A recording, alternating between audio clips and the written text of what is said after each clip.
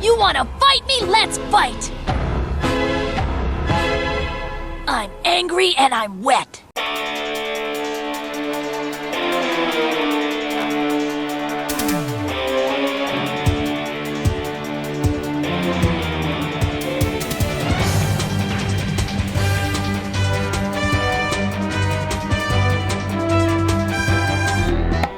Hello everyone, Skippy here, and welcome to One Piece episode 986. Directed by Shigeyasu Yamauchi and supervised by Majiro and Shaoli, Li Shaoli, and Hu Fing Chang.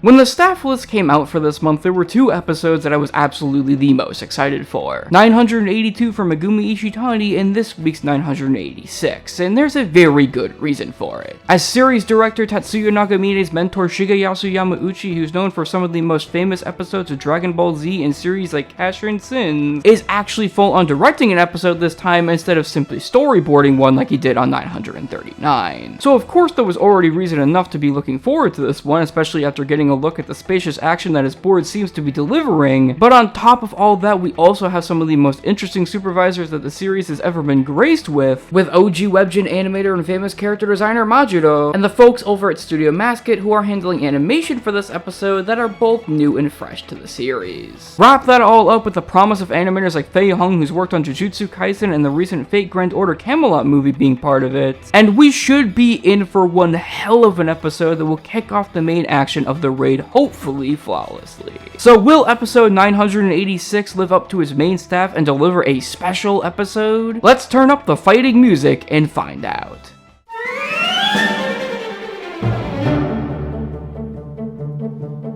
This episode covers the remaining pages of chapter 980, and while it slightly redoes a bit of last week, it is mostly all new content that might be the same yet most different interpretation of content thus far in this arc, as there's just so much that feels close to the original chapter but not at the same time in terms of flow. Taking a bit of a slower overall pace with the chaotic energy that's on show for us during this large battle, which makes things like Kid's Punk Gibson feel more crazy rather than fueled with anger, which is a bit fun but feels a bit dragged. And the most that any added filler amounts to is just simple showings of the Tobiroppo making the way around Onigashima, or just added action on the show floor that helps pad stuff out a bit. However, it doesn't particularly help make this episode feel like a whole hell of a lot is going on within it, because its extensions, while appreciated, are mostly action-based and small, and are so easily placed within existing content that it doesn't feel as extensive. Coupled together with a couple flashbacks, with one being a nearly 3-minute long recap of Apoo's meeting and deception with Kid, that while understandable in regards to briefing the young Japanese children watching that might not have seen that stuff, overstays its welcome and kills a bit of the momentum that the episode has going for it. Sure, I would say that despite that, the action is done justice a fair bit in ways that we'll get to after, and I don't think that anything majorly offensive was added or executed within that might bring it down a peg, aside from maybe not as much creativity with the music aspect of the fighting music, but it's a pretty dense episode content-wise that feels like it could have greatly benefited from covering a bit more content, so it ends up being a fairly mixed bag for me.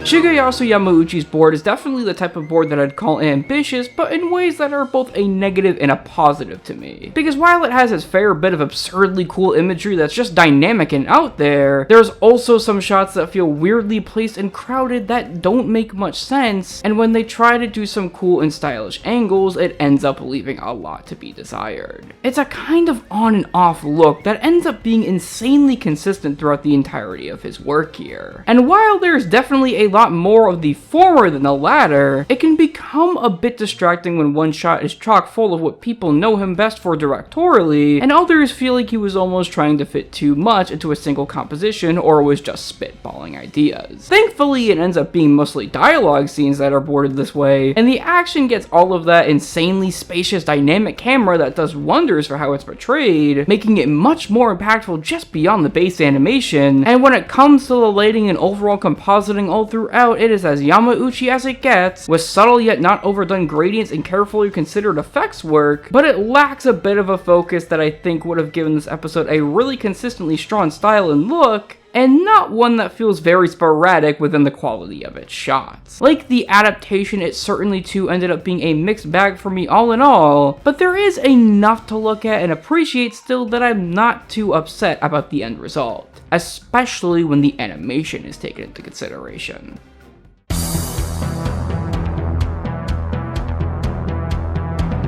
When Keiichi Ichikawa and surprisingly Matsuda aren't correcting a few chunks of certain drawings here and there, the supervisors at Studio Massket and Majiro end up bringing a uniquely interesting style to the overall art quality of the episode that feels both special and unlike One Piece while still being rooted in the series. Ranging from usual fun stuff like bold line work wherever the eye can see, to interesting takes on certain characters like Queen in particular that have a bit too much fun with his weight. Sure, it can be a bit distracting when you notice a few drawings here and there that may look a bit unpolished, but for the most part the episode surprisingly looks different while not straying too far from the norm in terms of art consistency, which is a perfect middle ground I think given the staff involved. And if there's one thing this episode is consistent in, full stop, no questions asked, it's the animation. As with a KA list that's bizarrely chock full of animators that at least have a few noteworthy scenes in past series, going from people like Medi who's worked on Jujutsu Kaisen and Dragon Ball Super Broly to someone like Eileen Vu who's worked on more western-based productions like Klaus, this episode is a hell of a lot more animated than I expected it to be, and every major scene of action I feel really helps carry the episode in the areas where the other sections of it falter a bit.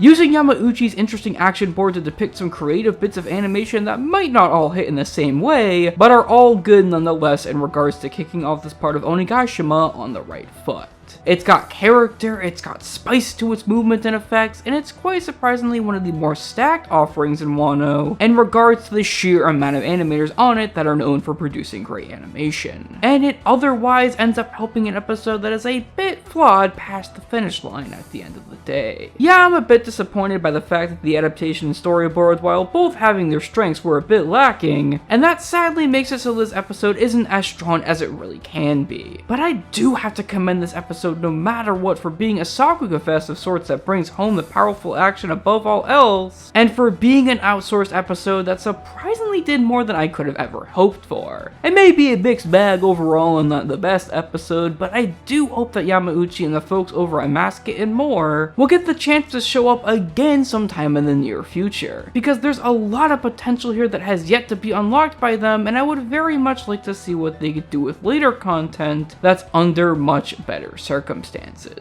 Before that possibility though, we're jumping into next week's episode 987 from Yutaka Nakashima and Kenji Yokoyama that'll likely end up being on the more conservative end than anything. Now of course that's more than fine, as there's still a lot that solid enough direction and art can do to an episode that doesn't inherently move much, or one that carries on the torch of too much insane action. And I don't know about you, but I'm perfectly fine with having a bit of a normal though key episode in between the past month and what's coming up, so the production doesn't end up being too strained, and so we can hopefully be entertained by an episode nonetheless. Anyways guys, that's it for now. I'm Skippy, and I'm gonna be thinking about Queen's fat neck rolls for a long time.